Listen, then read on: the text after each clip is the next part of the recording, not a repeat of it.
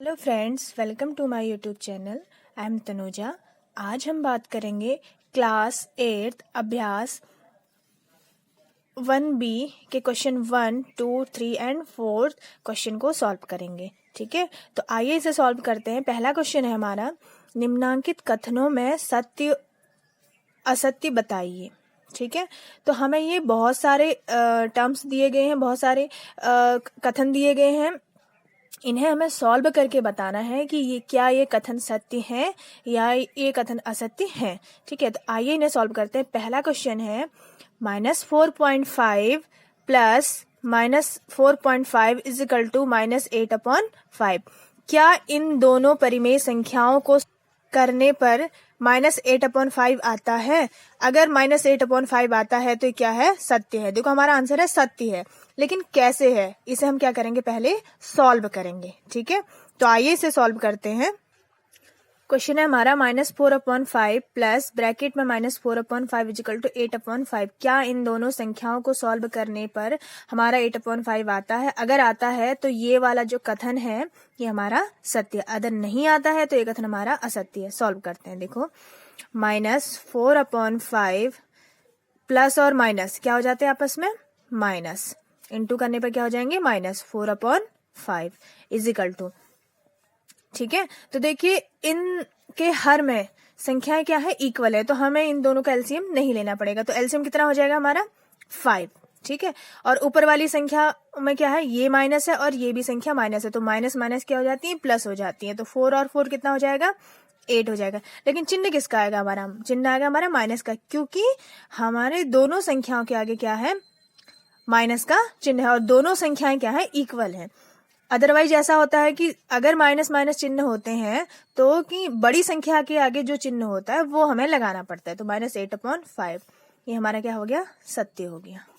ठीक है, अब आते हैं सेकंड क्वेश्चन पे। सेकंड क्वेश्चन ये कह रहा है कि -6/7 प्लस 6 परिमेय संख्या नहीं है।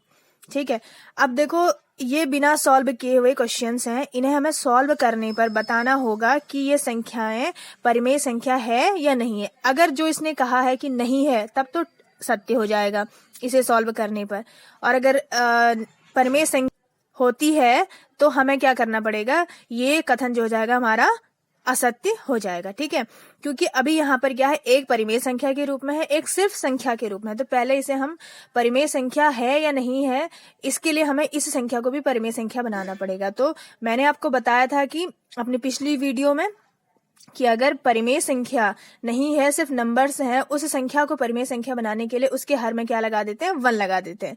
तो इसे सॉल्व करके देखते हैं कि क्या यह परिमेय संख्या है या नहीं है।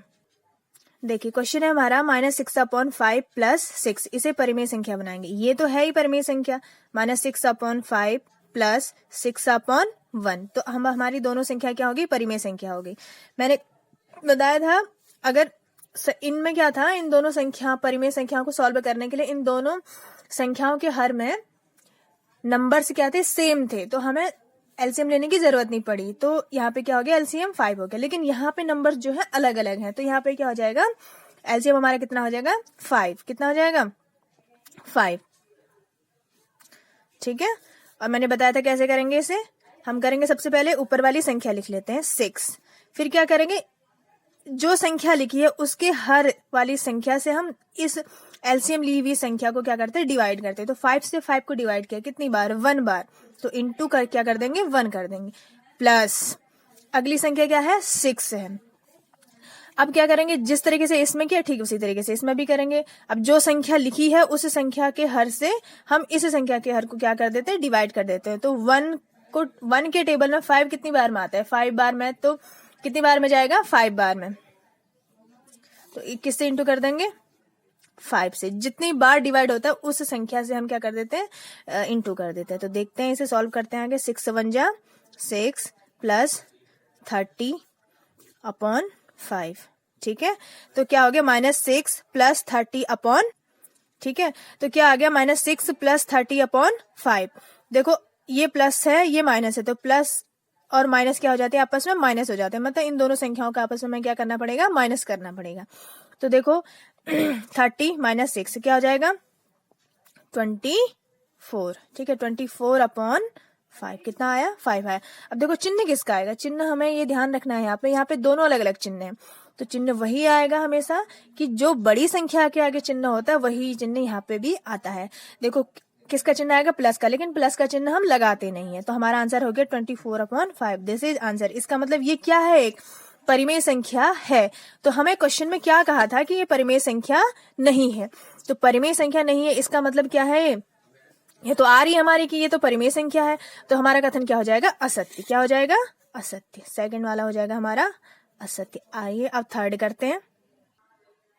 थर्ड कह रहा है कि दो परिमेय संख्याओं के जोड़ने का क्रम बदलने पर योगफल वही रहता है। कहने का मतलब है अगर हमें दो परिमेय संख्याएं दे रखी हैं, जैसे मान लो ये पहला क्वेश्चन ही समझ लो, ये एक परिमेय संख्या है, ये भी एक परिमेय संख्या है, इन दोनों को जोड़ने का क्रम, अगर इन्हें हम प्लस कर रहे हैं, क्रम का मतलब है कि इनका सीरियल नंबर, ठीक है, मतलब पहली संख्या और दूसरी संख्या, ठीक है, जोड़ने का क्रम बदलने पर, अब हम इन्हें क्या कर दे रहे हैं, चेंज कर दे रहे हैं, ठीक है। चेंज करना का मतलब है कि पहली परिमेय संख्या को बाद में लिखना और बाद वाली परिमेय संख्या को पहले लिख देना। बदलने पर योगफल वही रहता है, ये हमें क्या करना है, चेक करना है, और चेक करके हमें बताना है कि क्या ये कथन सत्य है या नहीं है। आइए इसे एक एग्जाम्पल के थ्रू हम इसे समझते हैं। एग्जाम्पल ले लेते हैं, जैसे 1/2 प्लस 4/2।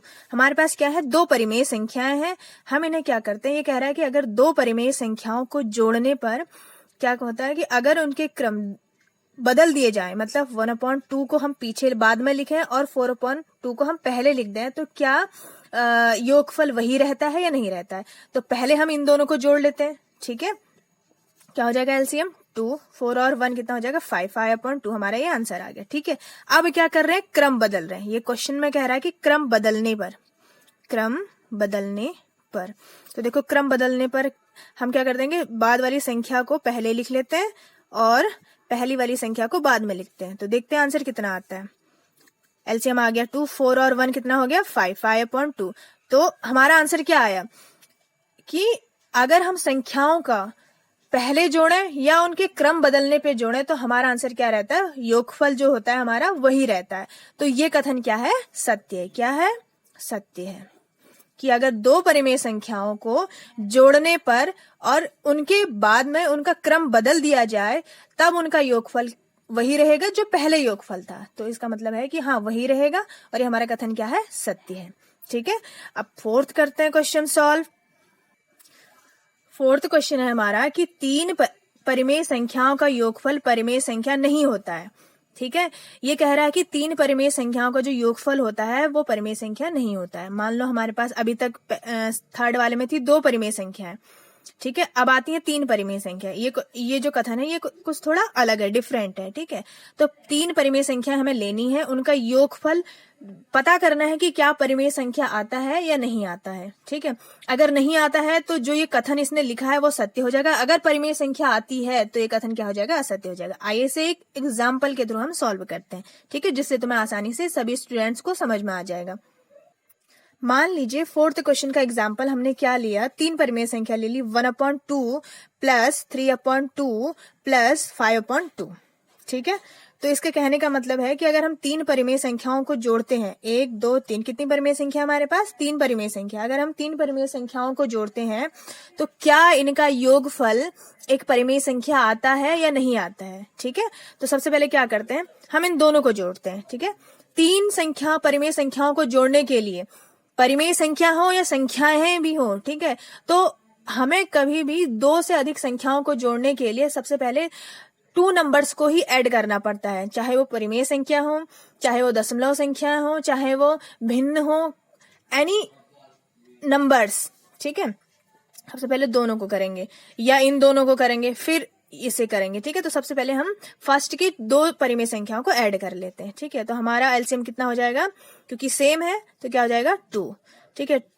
3 और 1 कितना हो जाएगा 4, तो इसका मतलब हमारा 1/2 प्लस 3/2 का आंसर कितना आ गया 4/2। अब बची कौन सी संख्या 5/2, अब इसे भी जोड़ते हैं, प्लस 5/2। देखो अब इसका आंसर कितना आता है, एलसीएम हमारा कितना आएगा 2 आ जाएगा, ठीक है। और देखिए 5 और 4 कितना हो जाएगा 9, 9/2, 9/2, हमारा आंसर आ गया 9/2। 9/2 क्या है? एक परिमेय संख्या है। ये कोई दशमलव संख्या तो नहीं है, ठीक है, ना ही क्या है, ये एक अपरिमेय संख्या है, ठीक है। तो ये क्या है? एक तरह की परिमेय संख्या है 9/2। तो ये जो कथन है ये क्या है हमारा?